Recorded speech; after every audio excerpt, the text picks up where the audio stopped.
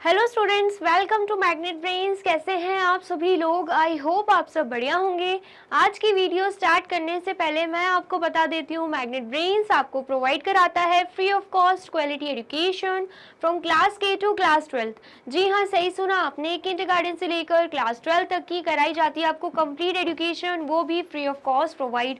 तो करना क्या है, आपको YouTube चैनल पर जाना है एंड कर देना है मैग्नेट ब्रेन्स को सब्सक्राइब, जहां पर आपको CBSE बोर्ड से लेकर अदर स्टेट बोर्ड जैसे कि UP board, MP board, Bihar board जैसे कोर्सेज भी अवेलेबल हैं। यहाँ तक कि आपको प्रैक्टिस क्वेश्चंस भी यहाँ पर सॉल्व कराए जाते हैं। E books and e notes की जो लिंक है आपको डिस्क्रिप्शन बॉक्स में मिल जाएगी। तो करते हैं आज की वीडियो स्टार्ट। मेरा नाम है हशमीत कौर एंड मैं हूँ आपकी मैथ्स फैकल्टी। तो आज हम क्या पढ़ने वाले हैं? आज हम पढ़ेंगे चैप्टर 6, जिसका नाम क्या है? Perimeter and area. उसका फिगर इट आउट, जो कि आपके पेज नंबर 139 पर देकर रखा हुआ है, ठीक है। लेकिन इससे प्रीवियस वीडियो में हम फिगर इट आउट के ही क्वेश्चन सॉल्व कर चुके हैं, जिसमें हमने area of rectangle and area of square के फॉर्मूलेस को, मतलब प्रैक्टिकल क्वेश्चंस में कैसे पुट करके सॉल्व कर सकते हैं, ये हमने देखा था, जो कि बहुत ही ज़्यादा इंपॉर्टेंट है। तो अगर आपने वो वीडियो नहीं देखी है, सबसे पहले जाके आपको वही वीडियो देखनी है। वो वीडियो समझ में आए तो उस वीडियो को लाइक, कमेंट एंड शेयर करना है एंड देन फिर आना है इस वीडियो पर, मतलब फिगर इट आउट पे, ठीक है। चलिए, तो यहाँ पर हमें क्या देके रखा है? Cut out the tangrams pieces given at the end of your textbook. आपको यहाँ पर टैंग्राम्स पीसेस दिख रहे होंगे ट्राइंगल शेप के, आपको क्या करना है? कट करना है, ठीक है। आया समझ में? ये क्यों देके रखा है? ये एक तरीके की एक्टिविटी हमें देके रखी हुई है। इस एक्टिविटी के बेस पे हम क्या करेंगे? फिगर इट आउट के जितने भी क्वेश्चंस हमें देके रखे हुए हैं उन्हें हम सॉल्व करने वाले हैं, ठीक है। आया समझ में? आपको दिख रहा होगा यहाँ पर कितने ट्राइंगल्स बने हुए हैं। ये आपको सबसे पहले तो स्क्वायर शेप दिख रहा होगा, है ना। एंड उसमें भी कितने ट्राइंगल्स हैं? 1 2 3 4 5 6 7 ट्राइंगल्स हैं। एंड सभी ट्राइंगल्स को अलग अलग नाम दे दिया गया है। Triangle A, triangle B, triangle C, triangle D, triangle E, triangle F and triangle G, ठीक है। आ गया समझ में? चलिए, तो सबसे पहला क्वेश्चन क्या है? Explore and figure out how many pieces have the same area. हमसे पूछा जा रहा है कि हमें ये बताना है कि कितने पीसेस हैं जिनका सेम एरिया है, ठीक है। तो अगर आप ध्यान से देखो, आपको दिख रहा होगा यहाँ पे कि ये और ये सेम दिख रहा है, इसका एरिया एंड इसका एरिया, सी एंड ई का एरिया हमें सेम दिख रहा है ना। एंड देन उसके बाद इसकी बात करें, जी की एंड डी की, ये हमें सेम नहीं दिख रहा है। ये पैरेललोग्राम शेप है, ये रोम्बस शेप है, ठीक है। ये क्या होते हैं, ये हम आगे जानेंगे। अभी आप इतना समझ लो, आपको देख के ही समझ में आ रहा होगा, इसका एंड इसका एरिया सेम है, ये इन दोनों से ही बड़ा है, ठीक है। एंड देन उसके बाद आपको ये भी दिख रहा होगा, इसका एरिया एंड इसका एरिया भी सेम है। तो हमें बताना था किन किन पीसेस का एरिया सेम है। तो एक हमें दिख रहा है ए एंड बी। कैसे समझ आ रहा है दोनों का एरिया सेम है? क्योंकि स्क्वायर का ये हाफ पोर्शन है, मतलब ये जो पोर्शन है ना, ये स्क्वायर का हाफ पोर्शन है, ठीक है। आया समझ में? जहां पर ये एक ट्राइंगल बना हुआ है, ये आधा ट्राइंगल जो है स्क्वायर का हाफ पोर्शन है। एंड उसमें भी हम क्या देख पा रहे हैं, आप यहां पर देखोगे, ये जो ट्राइंगल पोर्शन है,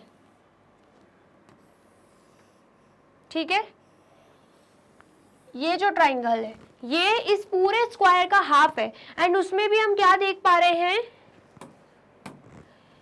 कि ये जो ट्राइंगल है ये दो पार्ट्स में, दो इक्वल पार्ट्स में डिवाइडेड है। इसका मतलब क्या है? ये जो ए है और ये जो बी है, दोनों ही क्या हो जाएंगे? इक्वल हो जाएंगे। एंड साथ ही में ये जो हमें ई दिख रहा है, ये जो हमें ई दिख रहा है एंड ये जो हमें सी दिख रहा है, ये भी दोनों क्या दिख रहे हैं? हमें सेम एरिया के दिख रहे हैं, ठीक है। आ गया समझ में? तो हमसे बोला जा रहा था कि explore and figure out how many pieces have the same area. तो यहां पर हम लिख देंगे ट्राइंगल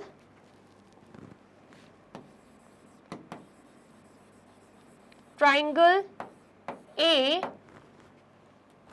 एंड बी का हमने देखा था, triangle A and B have the same area,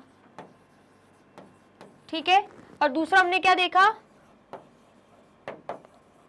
triangle triangle C and E का भी एरिया सेम है, तो यहाँ पर हम लिख देंगे triangle C and E also have the same area. ठीक है, आ गया समझ में? आया है तो आप फटाफट से नोट डाउन कर लीजिए। कर लिया आपने नोट डाउन? चलिए अब नेक्स्ट क्वेश्चन देखते हैं। नेक्स्ट क्वेश्चन क्या है? Question second, how many times bigger is the shape D as compare to shape C. हमसे पूछा जा रहा है कि कितने टाइम्स शेप डी जो है वो बिगर है, वो भी शेप सी से। ठीक है, तो यहाँ पर आ जाते हैं। शेप डी और शेप सी को हमें, शेप डी एंड शेप सी को हमें एनालाइज करना है। तो अगर आप ध्यान से देखो, अगर आप यहाँ पर ध्यान से देखो, ये जो शेप सी है ना,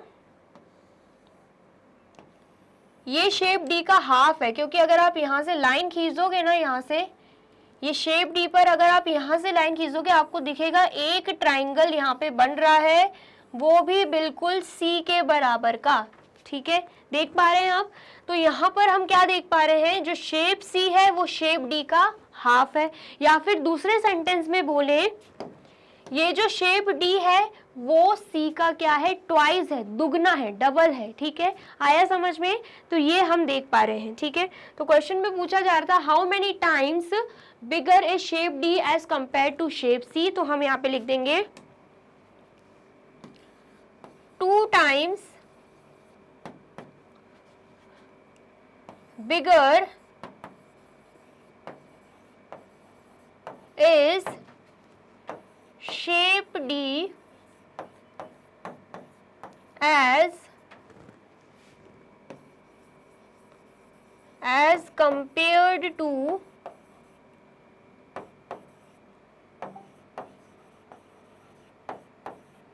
शेप सी। ठीक है, इतना आया समझ में? नेक्स्ट हमसे क्या पूछा जा रहा है, what is the relationship between shapes C D and E. ठीक है, रिलेशनशिप पूछा जा रहा है C D and E. C and E हम पहले देख चुके हैं, दोनों क्या है? इक्वल हैं। साथ ही में हमने क्या देखा कि ये जो डी है वो सी का दुगना है। अगर ये डी शेप सी का दुगना है तो ई का भी तो दुगना होगा, क्योंकि दोनों का एरिया हमने देखा है कि क्या है? इक्वल है। ठीक है, आ गया समझ में? तो जब हम शेप सी और शेप ई को ज्वाइन कर लेंगे ना, तो वो शेप डी के बराबर का हो जाएगा। ये इनके बीच का रिलेशनशिप है। ठीक है, आया समझ में? तो यहाँ पर हम लिख देंगे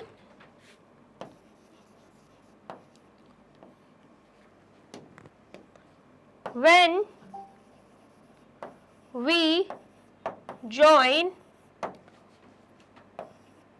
shape C and E, we will get shape D, because the area of shape D is twice the area of shape C and E. क्या बोला जा रहा है यहाँ पे कि जब हम शेप सी एंड शेप ई को ज्वाइन कर लेंगे तो हमें क्या मिल जाएगा? शेप डी मिल जाएगा, क्योंकि जो शेप डी का एरिया है वो सी एंड ई दोनों के ही एरिया से क्या है? दुगना है, ट्वाइस है। ठीक है, आ गया समझ में? आया है तो आप इसे भी नोट डाउन कर लीजिए।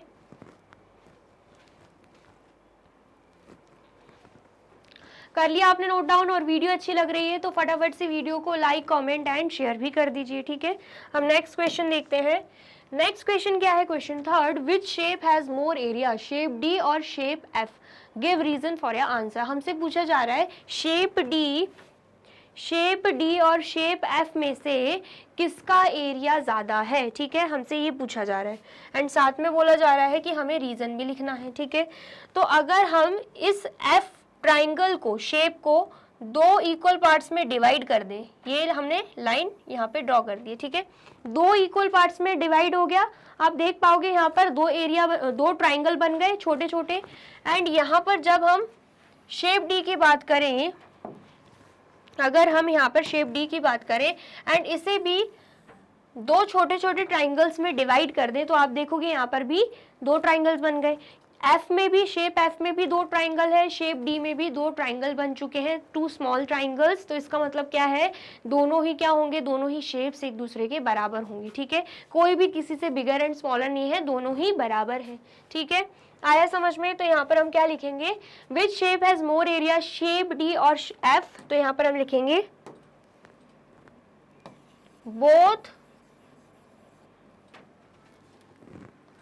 both the shapes, that means I dot E मतलब that means shape D and F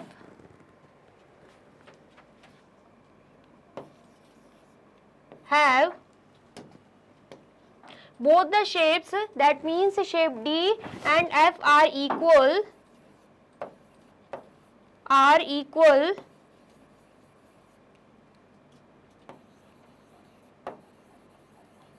and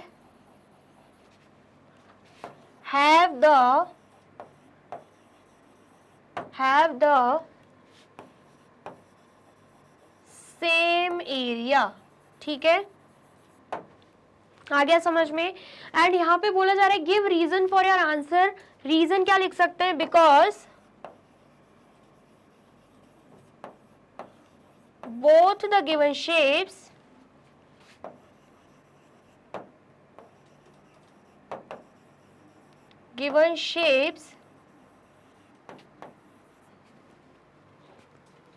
can be divided into two small triangles, ठीक है, क्योंकि दोनों ही शेप्स दो स्मॉल ट्राइंगल्स में डिवाइड हो पा रही हैं, ठीक है। इतना आ गया, समझ में आया है तो आप इसे भी नोट डाउन कर लीजिए। कर लिया आपने नोट डाउन? चलिए अब नेक्स्ट देखते हैं। नेक्स्ट क्या है, क्वेश्चन 4। क्वेश्चन 4 क्या है, विच shape has more area, shape F और जी, ठीक है, एफ एंड जी देख लेते हैं। अगर हम बात करें एफ एंड जी की, तो एफ तो ये रहा एंड जी कहाँ है, जी यहाँ है, ठीक है, आया समझ में। तो यहाँ पर फिर से क्या करेंगे हम, टू ट्राइंगल्स में हमने एफ को डिवाइड कर दिया एंड यहाँ पर अगर हम जी की बात करें तो जी को भी हम दो ट्राइंगल्स में डिवाइड कर देंगे। तो यहाँ पर भी सेम ऐसे ही हो रहा है, दोनों ही शेप्स इक्वल हैं क्योंकि दोनों ही टू स्मॉल ट्राइंगल्स में डिवाइड हो पा रहे हैं, ठीक है, आया समझ में। तो यहाँ पर हम क्या लिखेंगे, both the shapes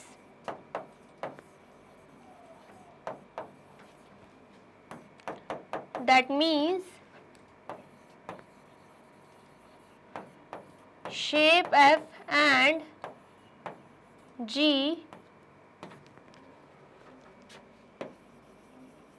are equal and have the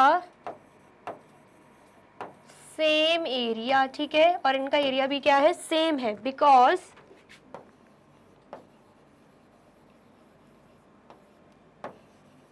both the given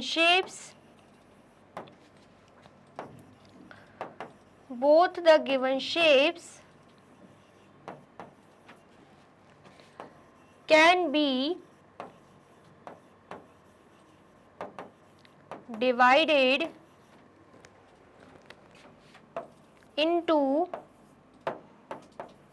two small triangles. ठीक है, आ गया समझ में। रीजन पूछा गया था तो हमने रीजन भी बता दिया है। ये वाला क्वेश्चन, क्वेश्चन 4 एंड क्वेश्चन 3 दोनों ही लगभग क्या है, सेम है, बस शेप्स अलग अलग दे दिए। ठीक है, आ गया समझ में, आया है तो आप इसे भी नोट डाउन कर लीजिए।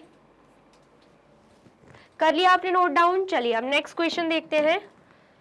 नेक्स्ट क्वेश्चन क्या है, question 5, what is the area of shape A as compare to shape G. हमसे क्या पूछा जा रहा है, एरिया पूछा जा रहा है कि एरिया क्या है शेप ए का अगर हम उसको शेप जी से कंपेयर कर रहे हैं। ठीक है, is it twice as big, क्या पूछा जा रहा है, शेप ए जो है क्या वो ट्वाइस है शेप जी के, या फिर 4 टाइम्स एज बिग, या 4 गुना ज्यादा है, 2 गुना ज्यादा है, या 4 गुना ज्यादा है शेप ए शेप जी से, ये हमसे पूछा जा रहा है। ठीक है, आया समझ में। एंड यहाँ पर हिंट दे के रखिए, in the tangram pieces by placing the shapes over each other we can find out that shape A and shape B have the same area. Shape C and E have the same area. You would have also figured out that shape D can be exactly covered using shape C and E, which means shape D has twice the area of shape C और shape E. मतलब यहाँ पर जो भी hint दे के रखिए हम already previous questions में समझ चुके हैं क्या क्या बोला जा रहा है यहाँ पे। सबसे पहले तो यहाँ पर जितने भी ट्राइंगल्स देके रखे हैं उसमें हम देख पा रहे हैं जो यहाँ पर शेप ए और शेप बी है दोनों ही क्या है, दोनों ही इक्वल है। साथ में हम देख पा रहे हैं शेप सी और शेप ई का भी एरिया क्या है, इक्वल है। फिर हम देख पा रहे हैं अगर हम शेप सी और शेप ई को ज्वाइन कर दें तो शेप डी बन जाएगा। क्यों ऐसा, क्योंकि क्या है, ये जो डी है, डी शेप जो है, डी का एरिया जो है वो शेप सी के एरिया से ट्वाइस है। ऐसे ही सेम डी का जो एरिया है शेप ई के एरिया से भी ट्वाइस है। ठीक है, आया समझ में। इस ट्राइंगल को अगर हम सी वाले ट्राइंगल को ऐसा रख दें, सी वाला ट्राइंगल को अगर हम ऐसा रख देते हैं और ई वाले ट्राइंगल को हम ऐसे रख देते हैं तो आप ध्यान से देखो ये पूरा शेप डी का बन जाएगा। ठीक है, इसलिए बोला गया है जब सी और ई को हम ज्वाइन कर रहे हैं तो शेप डी बन जा रहा है। एंड साथ में हमें ये भी हिंट दे के रखी है अगर हम शेप्स को लेकर, अलग अलग शेप्स को लेकर एक के ऊपर एक रखेंगे, मतलब जिससे कंपैरिजन करने के लिए बोला गया उसके ऊपर रख के देखेंगे तो हमें और समझ में आएगा और क्लैरिफाई हो जाएगा। ठीक है, आया समझ में। तो क्या पूछा जा रहा है हमसे, हमें क्या बताना है, शेप ए का एरिया और कंपेयर करना है शेप जी से। ठीक है, तो अगर हम शेप ए और शेप जी को देखें तो शेप जी की अगर हम बात करें तो ये जो शेप जी है इसे हम 2 पार्ट्स में, 2 ट्राइंगल्स में डिवाइड कर सकते हैं। और रही बात शेप ए की, तो शेप ए को भी हमने 2 ट्राइंगल्स में डिवाइड कर दिया। लेकिन अगर हम ध्यान से देखो ये वाला ट्राइंगल बहुत बड़ा है एज कंपैरिजन टू ये वाला ट्राइंगल, तो अब हम क्या करेंगे, यहाँ पर 2 ट्राइंगल्स मिल गए, इन 2 ट्राइंगल्स को भी 2 पार्ट्स में डिवाइड कर देंगे। ठीक है, कैसे, यहाँ पर लाइन खींच दी एंड देन उसके बाद यहाँ पर लाइन खींच दी, आ गया समझ में। तो यहाँ पर आप देख सकते हो 1 2 3 4 4 ट्राइंगल्स मिल गए। शेप ए की बात करें तो शेप ए में हमें 4 ट्राइंगल्स मिल गए हैं एंड शेप जी की बात करें तो उसमें 2 ट्राइंगल्स हैं। ठीक है, इतना आ गया समझ में। तो हमें इससे क्या समझ में आ रहा है, शेप जी में 2 ट्राइंगल्स मिल रहे हैं, शेप ए में 4 ट्राइंगल्स मिल रहे हैं। ठीक है, ये किसकी बात हो रही है, जी की, एंड ये बात हो रही है ए की। ठीक है, तो अगर हम कैंसिल आउट करते हैं 2 1 2 2 2 4, तो हम क्या देख पा रहे हैं, जो शेप ए है वो शेप जी से कितना है, दुगना है। ठीक है, आगे समझ में, कितना है, 2 टाइम्स है। तो यहाँ पर पूछा जा रहा था कि the area of shape as compare to area of shape G twice as big, तो हम लिख देंगे बिल्कुल ट्वाइस एज बिग। ठीक है, तो यहाँ पर हम लिख देते हैं the area of shape A is twice the area of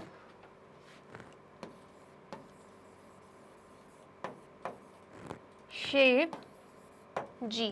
ठीक है, इतना आ गया समझ में, आया है तो आप इसे भी नोट डाउन कर लीजिए। कर लिया आपने नोट डाउन और वीडियो अच्छी लग रही है तो फटाफट से वीडियो को लाइक कमेंट एंड शेयर भी कर दीजिए, ठीक है। चलिए अब क्वेश्चन 6 देखते हैं। क्वेश्चन 6 क्या है, can you now figure out the area of the big square formed with all the 7 pieces in terms of the area of shape C। क्या बोला जा रहा है, हमें क्या करना है, अभी ये हमें क्या दिख रहा है, ये हमें पूरा एक स्क्वायर दिख रहा है, ठीक है। तो हमें क्या करना है, ये जो स्क्वायर है ये भी 7 पीसेस में डिवाइड है, तो हमें क्या करना है, इस ए को लेकर चलना है, इस ए को लेकर चलना है एंड बताना है इस पूरे स्क्वायर का एरिया क्या हो जाएगा, ठीक है। अगर हम सभी शेप्स को सी से कंपेयर कर रहे हैं, मतलब सी को लेकर चल रहे हैं, ठीक है। क्या बोला जा रहा है, can you figure out the area of the bigger square formed with all the 7 pieces, क्योंकि 7 पीसेस है, in the terms of area of shape C, मतलब किसके एरिया को लेना है, शेप सी के एरिया को लेना है, ठीक है। आया समझ में। तो अगर हम यहाँ पे एरिया ऑफ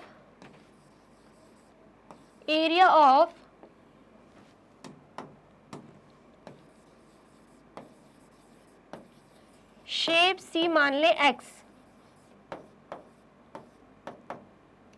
क्या मान रहे हैं हम, x मान रहे हैं, एरिया ऑफ शेप सी क्या मान रहे हैं, x मान रहे हैं, ठीक है। देन फिर उसके बाद हम शेप ए को ले लेते हैं, तो एरिया ऑफ शेप ए क्या होगा,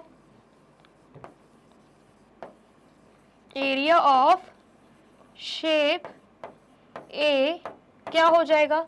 तो यहां पर अगर आप ध्यान से देखो, ए को हम कितने पार्ट्स में डिवाइड कर पा रहे हैं, पहले भी बताया मैंने, पहले 2 इक्वल पार्ट्स में डिवाइड कर पा रहे हैं, फिर इन 2 इक्वल पार्ट्स को भी हम क्या कर पा रहे हैं, और 2 इक्वल पार्ट्स में डिवाइड कर पा रहे हैं, मतलब टोटल 4 इक्वल पार्ट्स में डिवाइड हो गया, ठीक है। तो ये जो पार्ट है, ये जो पार्ट है, ये जो पार्ट है, ये जो पार्ट है, चारों ही पार्ट्स इक्वल हैं और किसके बराबर दिख रहे हैं, शेप सी के। तो अगर ये भी शेप सी है, ये भी शेप सी है, ये भी शेप सी है, ये भी शेप सी है, तो आप देख सकते हो कि जो एरिया ऑफ शेप ए है वो सी से 4 गुना ज्यादा है, ठीक है। तो हम यहाँ पे लिख देंगे 4 मल्टीप्लाई बाय सी, मतलब शेप सी की बात हो रही है, एंड शेप सी के एरिया को हमने x लिया है, तो 4 मल्टीप्लाई बाय x हो जाएगा, तो कितना हो जाएगा यहाँ पे 4x, ठीक है। आया समझ में। देन उसके बाद अगर हम बात करें एरिया ऑफ शेप बी की, ठीक है। अब हम किसकी बात कर रहे हैं, एरिया ऑफ शेप बी की, या फिर हम क्या करते हैं, यहाँ पर एरिया ऑफ शेप सी को सी ले लेते हैं, ठीक है। तो ये 4 गुना है, तो क्या हो जाएगा यहाँ पे 4c हो जाएगा। x लेकर भी कर सकते हो या फिर c ही ले लेते हैं, वो लेटर ही ले लेते हैं, ठीक है। आया समझ में। तो शेप बी की अगर हम बात करें,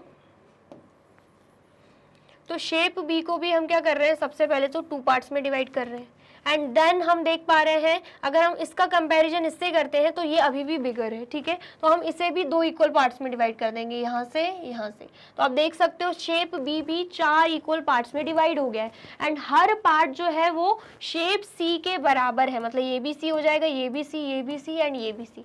तो मतलब ये जो शेप बी है वो सी से 4 गुना ज्यादा है, तो एरिया ऑफ शेप बी क्या हो जाएगा 4 मल्टीप्लाई बाय सी, मतलब 4c, ठीक है। आया समझ में। फिर उसके बाद सी की बात करें तो सी को तो हमने सी ही लिया है, फिर हम बात कर लेते हैं डी की, ठीक है। तो एरिया ऑफ शेप डी की हम बात करें तो वो तो मैं आपको पहले ही बता चुकी हूँ, हमने क्वेश्चन में किया है कि जो डी शेप है वो दुगना है किससे, सी से। तो यहाँ पर 2 मल्टीप्लाई बाय सी हो जाएगा, तो कितना आएगा 2c आ जाएगा, ठीक है। फिर उसके बाद अगर हम बात करते हैं डी के बाद ई की, तो ई और सी दोनों ही बराबर है, ये हम पहले ही पढ़ चुके हैं। तो एरिया ऑफ शेप ई जो है वो सी के एरिया के इक्वल होगा, सी का एरिया सी है तो ई का एरिया भी क्या हो जाएगा, सी हो जाएगा, ठीक है। आया समझ में। फिर उसके बाद एफ की बात करें तो एफ को भी हम 2 ट्राइंगल्स में डिवाइड कर सकते हैं, एंड दोनों ही ट्राइंगल आप देख सकते हो सी के बराबर ही है, ये भी सी हो जाएगा, ये भी सी हो जाएगा, मतलब जो शेप एफ है वो सी के क्या है, दुगना है, ठीक है। तो यहाँ पर हम लिख देंगे area of shape F is equal to 2 multiply by C, क्योंकि C से दुगना है तो क्या हो जाएगा 2C हो जाएगा। ठीक है, इतना आ गया समझ में। फिर उसके बाद लास्ट हम बात कर लेते हैं G की। तो अगर आप G को ध्यान से देखो, ये भी टू पार्ट्स में डिवाइड हो रहा है। एंड शेप C को अगर आप एनालाइज करो तो ये दोनों ही शेप C बन रहे हैं, मतलब ये भी C ये भी C। ठीक है, तो मतलब क्या है, शेप G जो है वो शेप C से दुगना है। तो यहाँ पर एरिया भी क्या होगा, एरिया ऑफ शेप G की बात करें तो वो दुगना है C से, तो 2 मल्टीप्लाई बाय C, यहाँ पर क्या हो जाएगा C। ठीक है, आ गया समझ में। तो हमने यहाँ पर क्या किया है, सारे ही शेप्स का एरिया निकाल लिया है, वो भी किसको लेकर, शेप C को लेकर। ठीक है, तो अब हम क्या करेंगे, टोटल कर देंगे। अब हम क्या कर रहे हैं, टोटल कर दे रहे हैं। ठीक है, तो यहाँ पर हम लिख देंगे total area of the square. ठीक है, तो टोटल करने के लिए C प्लस 4C हो जाएगा, plus 4C plus 2C plus C plus 2C, and यहाँ पर भी 2C है। ठीक है, यहाँ पर भी क्या है, यहाँ पर भी 2C है। ठीक है, तो यहाँ पर हम लिख लेते हैं प्लस 2C। ठीक है, इतना आया समझ में। अब हम ऐड कर देंगे 1C प्लस 4C। C मतलब क्या है, एक ही C दे के रखा है। 1C plus 4C 5C, 5 plus 4 9, 9 plus 2 11, 11 plus 1 11 plus 1 12, 12 plus 2 14, 14 plus 2 कितना हो जाएगा 16। तो यहाँ पर कितने C आ रहे हैं, 16 C आ रहे हैं। ठीक है, इतना आ गया समझ में। आया है तो फटाफट से नोट डाउन कर लीजिए। कर लिया आपने नोट डाउन, तो इसका मतलब क्या है, जो एरिया है स्क्वायर का वो C शेप के एरिया से कितना ज़्यादा है, 16 टाइम्स ज़्यादा है, इसलिए यहाँ पर 16C आ गया। ठीक है, आ गया समझ में। चलिए, तो इस क्वेश्चन का आंसर यही है जो आपने अभी नोट डाउन किया है। ठीक है, अब नेक्स्ट देख लेते हैं। नेक्स्ट क्या है, क्वेश्चन 7। क्वेश्चन 7 क्या बोल रहा है, arrange these 7 pieces to form a rectangle. अभी हमने जो 7 पीसेस देखे हमें उसे अरेंज करने हैं, वो भी रेक्टेंगल शेप में। हमने क्या देखा, ये जो 7 पीस देके रखे हुए हैं, ठीक है, ये जो 7 पीसेस हैं ये किस फॉर्म में है, मतलब पूरा क्या फॉर्म कर रहे हैं, स्क्वायर। अब हमें इन्हीं 7 पीसेस का यूज करके क्या बनाना है, रेक्टेंगल बनाना है। साथ में पूछा जा रहा है what will be the area of rectangle in terms of the area of shape C now। पूछा जा रहा है कि अब क्या होगा रेक्टेंगल का एरिया, वो भी एरिया ऑफ शेप C को लेकर अगर हम चले। जैसे कि प्रीवियस क्वेश्चन में हमने एरिया ऑफ स्क्वायर निकाला था, कितना आया था 16C, क्योंकि हम क्या लेकर चल रहे थे, एरिया ऑफ शेप C लेकर चल रहे थे। इसमें भी बोला जा रहा है सबसे पहले तो अब उन्हीं पीसेस का यूज करके हमें रेक्टेंगल बनाना है, एंड उसके बाद बताना है कि अब एरिया कितना हो जाएगा। ठीक है, give reason for your answer, and ये भी बोला जा रहा है कि हमें रीजन भी देना है अपने आंसर के लिए। ठीक है, आया समझ में। तो यहाँ पर सबसे पहले तो हम शेप्स देख लेते हैं। शेप्स की बात करें, हमें बनाना क्या है, रेक्टेंगल। ठीक है, हमें क्या बनाना है, रेक्टेंगल बनाना है। ठीक है, तो सबसे पहले तो हम क्या करते हैं, यहाँ पर एक बड़ा सा रेक्टेंगल बना देते हैं। ठीक है, उसके बाद अब हम क्या करेंगे, यहाँ पे बीच में लाइन ड्रॉ कर देते हैं। ठीक है, एंड देन उसके बाद इस लाइन से इसे ड्रॉ कर देते हैं। ठीक है, ये डायगोनल लाइन जब हमने ड्रॉ करी तो आप देख पाओगे ये वाला पार्ट एंड ये वाला पार्ट ए एंड बी बन जाएगा। ठीक है, यहाँ पर हम नंबर डाल देते हैं, मतलब नाम ए एंड यहाँ पर बी। ये वाला शेप एंड ये वाला शेप ये दोनों हो गए। ठीक है, उसके बाद हम क्या करेंगे उसके बाद अब हम यहाँ पे एक स्क्वायर शेप बना देंगे। ठीक है, यहाँ पर हमने क्या किया, स्क्वायर शेप बना दिया, एंड ये क्या बन जाएगा, ये डी बन जाएगा। ठीक है, यहाँ पर हम नाम दे देते हैं डी, एंड देन उसके बाद हम क्या करेंगे, यहाँ पर एक और लाइन ड्रॉ कर दी एंड यहाँ पर एक और लाइन ड्रॉ कर दी। ठीक है, एंड देन फिर उसके बाद ये जो है ये क्या बन जाएगा, ये बन जाएगा सी, एंड ये आपको दिख रहा होगा जी शेप का, ठीक है। तो इसे हम क्या नाम दे देंगे, इसे हम जी नाम दे देंगे। ए भी हो गया, बी भी हो गया, सी डी एंड जी भी हो गया। अब क्या बचा है, अब ई बचा है एंड एफ बचा है, ठीक है। तो यहां पर ये क्या हो जाएगा, ये हो जाएगा एफ, ठीक है। नहीं सॉरी, ये क्या हो जाएगा, ये हो जाएगा ई, एंड ये जो बड़ा वाला ट्राइंगल है ये क्या हो जाएगा, ये एफ हो जाएगा, ठीक है। ये बड़ा वाला ट्राइंगल क्या हो जाएगा, एफ हो जाएगा। तो हमने क्या किया है, इन्हीं शेप्स का यूज करके रेक्टेंगल यहाँ पे हमने ड्रॉ कर दिया है, ठीक है। आ गया समझ में। अब यहाँ पर क्या बोला जा रहा था, arrange the 7 pieces to form a rectangle, जो कि हमने कर दिया है। What will be the area of this rectangle, पूछा जा रहा है ये जो रेक्टेंगल है, मतलब ये जो रेक्टेंगल हमने ड्रॉ किया है उसका एरिया क्या होगा in terms of the area of shape C now, अगर हम शेप सी को लेकर चल रहे हैं, ठीक है। तो यहां पर अगर हम एरिया की बात करें, एरिया ऑफ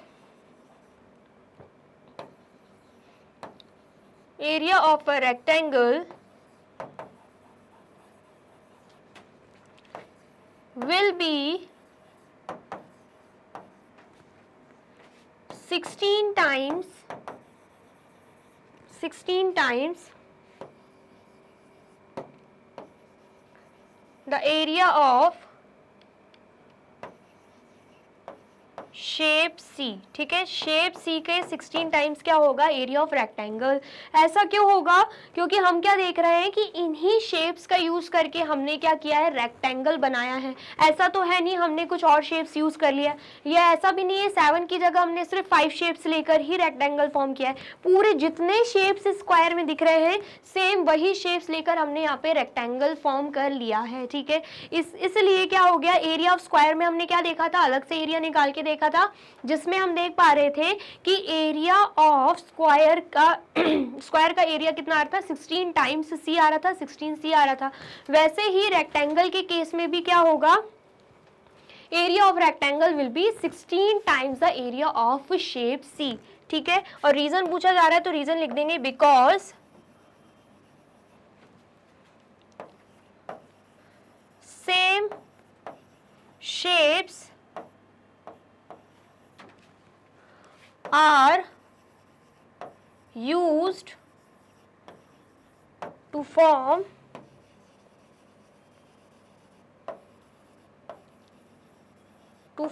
a rectangle, क्योंकि सेम शेप का ही यूज करके हमने रेक्टेंगल फॉर्म किया है, ठीक है। आ गया समझ में आया है तो आप इसे नोट डाउन कर लीजिए। कर लिया आपने नोट डाउन। चलिए अब नेक्स्ट क्वेश्चन देखते हैं। नेक्स्ट क्वेश्चन क्या है, question 8, are the perimeters of the square and the rectangle formed from these 7 pieces different और द सेम। पूछा जा रहा है जो पैरीमीटर ऑफ अ स्क्वायर है और पैरीमीटर ऑफ रेक्टेंगल होगा जो कि इन 7 पीसेस से बना है, 7 डिफरेंट पीसेस से, क्या वो सेम होगा। और हमसे बोला जा रहा है कि हमें एक्सप्लेन भी करना है, तो यहाँ पर हम लिख देंगे yes the perimeter of the square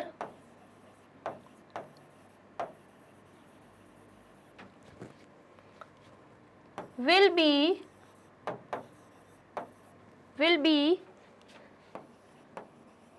same as the perimeter of the rectangle, ठीक है। और रीजन पूछा जा रहा है तो रीजन हम वही लिख देंगे, बिकॉज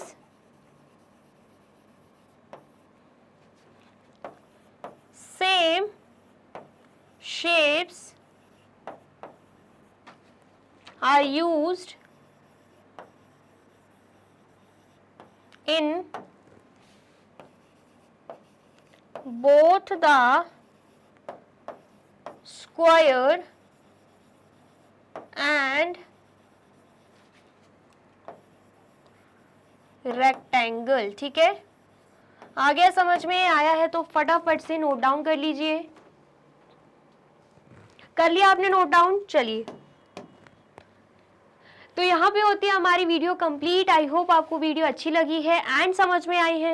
वीडियो अगर अच्छी लगी है तो फटाफट से वीडियो को लाइक, कमेंट एंड शेयर कर दीजिए एंड देन फिर जाइए यूट्यूब चैनल पर एंड कर दीजिए मैग्नेट ब्रेन्स को सब्सक्राइब। ये रही हमारी एप्लीकेशन, ये रही हमारी वेबसाइट एंड ये रहे हमारे टॉप कोर्सेज जो आपको प्रोवाइड कराते हैं free of cost quality education. E books and e notes की जो लिंक है आपको डिस्क्रिप्शन बॉक्स में मिल जाएगी। एंड ये रहे हमारे अदर सोशल मीडिया प्लेटफॉर्म जैसे कि YouTube, Facebook, Instagram, WhatsApp, Twitter. आप इन पे भी जाके विजिट कर सकते हैं एंड कर सकते हैं मैग्नेट ब्रेन्स को फॉलो। अब इससे नेक्स्ट वीडियो में मैं आपको क्या पढ़ाने वाली हूँ ये जानने के लिए करना क्या होगा, यूट्यूब चैनल पर जाके कर देना होगा मैग्नेट ब्रेन्स को subscribe. Thank you so much.